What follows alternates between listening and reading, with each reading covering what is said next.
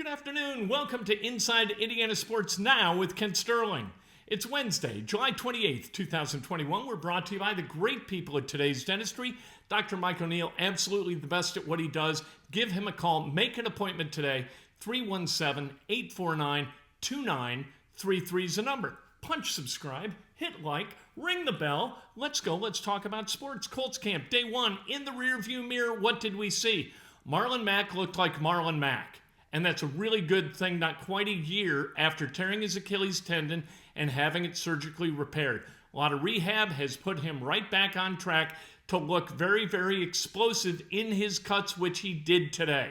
Michael Strawn, the wide receiver, every single camp, we look at a wide receiver, tall, rangy, athletic, good hands, good speed, and we fail to recognize why this wide receiver was passed over by all 32 NFL teams in the first, second, and third round. You get these late-round guys, and you fall in love with them, as I did with Michael Strawn today. At some point, I'm going to be right about one of these guys. I was wrong about Deion Kane. I hope that I'm right about Michael Strawn because he looks really good. Kwity Paye, high motor, right? Carson Wentz, not too precise, as you would expect, day one of camp. Jacob Eason, same thing, not too precise. Anyway, looked good, looked okay. Actually, I got to tell you, in 2 weeks, they're going to look a hell of a lot better. And all of a sudden, we're going to see the team that a lot of people project to win 10, 11, or 12 games. I think they're capable of that. They did not look like it today, but that's okay. It's day one of camp. That's the way things go in camp. Carson Wentz spoke to the media today. Braden Smith spoke to the media. Kwity Paye spoke to the media. Braden Smith spoke to the media because he just signed a big, fat extension. 4 years, $18 million. We'll talk about that in a little bit. One of the ripple effects from that extension, which might not be too good for the Colts roster. But first, here's Carson Wentz, the starting quarterback for the Indianapolis Colts, talking about day one of camp, COVID, and the vaccine, and how at home he feels right here in Indiana. There's going to be mistakes out here, especially our first day. There's going to be some good, some bad, some ugly. But we'll just get back in and learn from it. So, wasn't perfect today, never will be, but a lot of good stuff out there. I mean, the COVID situation is real, and you mentioned it. Decision as far as vaccines is everybody's personal decision, and I like around here we respect and respect everybody's decision, one way or the other. And we're going to rally together and follow the protocols and do everything we can to do nothing to derail this season. We got a lot to play for, a lot at stake. A lot of guys are excited for it, so we're not going to let that be a distraction. We're going to focus in on what we can control and just come in every day ready to work. Everybody's in this together, one way or the other, and we all got to do our part to keep everyone safe. Carson, are you sharing mood? Are you vaccinated? That's a personal decision. You got farmland all around you. My type of place. So it was a lot of fun out there today. Like I said early on, I just had to tone it down a little bit. I was a little amped up. A lot of talent and a lot of versatility. That's what I've seen. A lot of explosiveness from receivers, running backs, tight ends. Great dudes that really understand football, and I think that allows us to be able to do something special because talent takes you so far, but understanding the game and the ins and outs of plays and being on time and where you're supposed to be, understanding zone coverages, all that stuff. A lot of smart football players out here. And coming in here, I could feel it in the spring, right after the trade, just the culture was different. It's a family. It truly feels like a family. And football, it's always talked about in the locker room. All that's always talked about. It's a family. But something feels different here. And even in the community, even with you guys, and it just feels like a big family with everyone supporting and encouraging each other.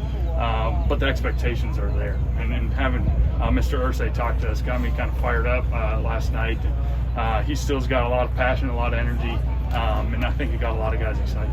All right, that's Carson Wentz. And I got to tell you, I'd like to give him a pass for saying it's a personal decision as far as whether he was vaccinated or not.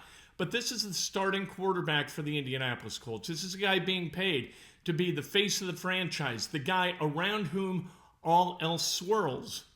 It would be nice to hear his opinion on the vaccine and whether he got it or not, and stand by that decision and fortify that decision in our minds with the facts that led to you making that decision. I think that we would gain from that. Whether he got vaccinated or he didn't, he was wearing the mask, so you assume that he chose not to be vaccinated. All right, fair enough. People have that choice. I'd like to know why he has chosen that. I remember a few years ago with Malik Hooker, the safety, who was a 15th overall pick, the first guy that Chris Ballard selected.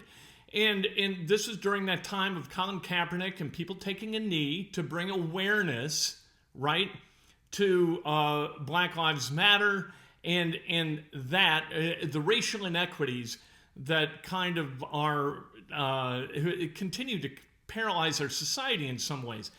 At any rate, after the game, I came up to Malik Hooker and I said, "Why did you take a knee?"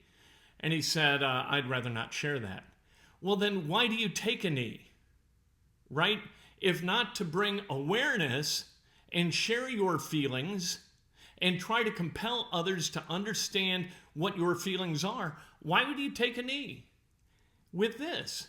All right, Carson, you're a guy who has chosen one way or another to vaccinate or not. I'd like to know which it is, and I'd like to know why, because I think that Carson Wentz is a smart guy, and I would like to hear his perspective on vaccines. And as the leader of this organization and as the leader of this roster, I think it'd be great to hear what those opinions are, whatever they are. But we didn't hear it today. To me, is that leadership? That's up to everybody to decide, and specifically the people who wind up being kept on the 53-man roster for the Indianapolis Colts. I thought it was lacking in leadership, I got to tell you the truth. All right, Braden Smith spoke to the media. 4 years, $72 million. Here's what he had to say about his extension. I mean, it's just kind of a little bit of relief, kind of having a little bit of knowing where you're going to be at the next couple of years. I mean, I love this organization. Thank Mr. Irsay, Chris Ballard for believing in me. I feel like Indianapolis is my home, and they paid me, so, I want to pay them back. I want to play my best football, help them win as many games as we can, and just keep giving back. All right, the extension, is it a good deal? You know what, he's one of the best right tackles in football, drafted as a right guard, became a right tackle in camp and early in the season, his rookie year, and now he's being paid like one of the league's best right tackles.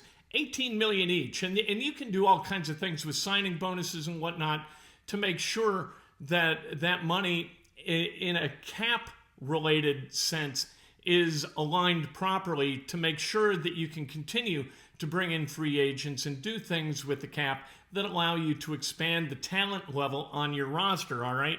So $42 million guaranteed of this money, but if you just take it 4 years, $72 million, $18 million a year, and you add that to the $14.5 million that Ryan Kelly costs as a center and the probably $20 million that Quentin Nelson is going to cost as the best left guard in the game.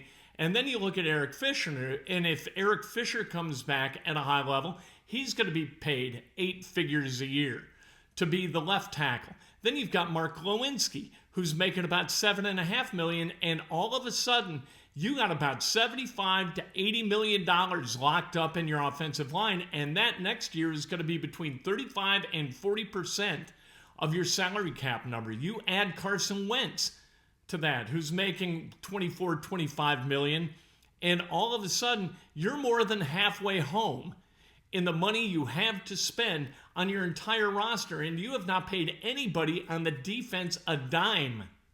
And you owe DeForest Buckner, speaking of the defense, $20 million the following year.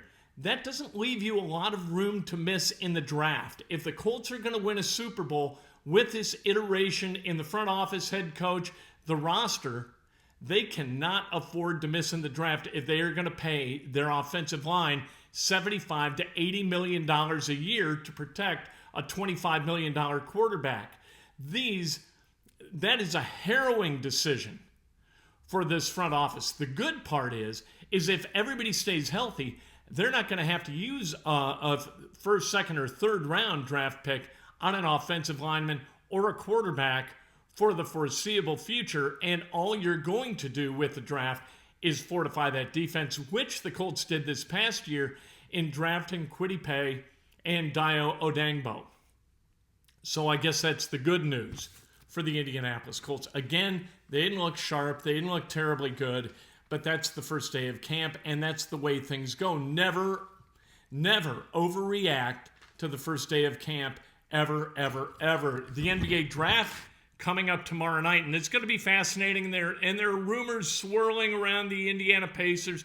One of them had Kyle Kuzma and the 22nd overall pick coming from the Lakers in exchange for the Pacers number 13. Look, here are two things. Alarms going off in my head. Can you hear them? I can hear them. If the Lakers thought that Kyle Kuzma could play, would they give him up in order to get the 13th overall pick? No, they would not. Why would you trade a guy that you value or whose future you're invested in to a team to move up 9 spots in the draft? You would not. I never make this trade. I would never make this trade. Not in a million years would I make this trade. Kyle Kuzma can stay with the Lakers or go somewhere else, cannot come to the Pacers. And they say that the Pacers turned the deal down. And you know what? Maybe they did, maybe they didn't. Maybe it's an agent trying to earn his keep. I don't know. But if the Pacers turned it down, good for Kevin Pritchard for turning it down. Absolutely the wrong deal to make for this team. I get that with the 13th overall pick, it's unlikely that you're going to draft somebody who's going to crack the starting lineup, given that everybody in the starting lineup right now returns, right? Turner, Sabonis, Warren, you've got Brogdon, right? You've got Karis LeVert coming back to this starting lineup. So are you going to draft at 13 a guy who's going to displace any of those guys?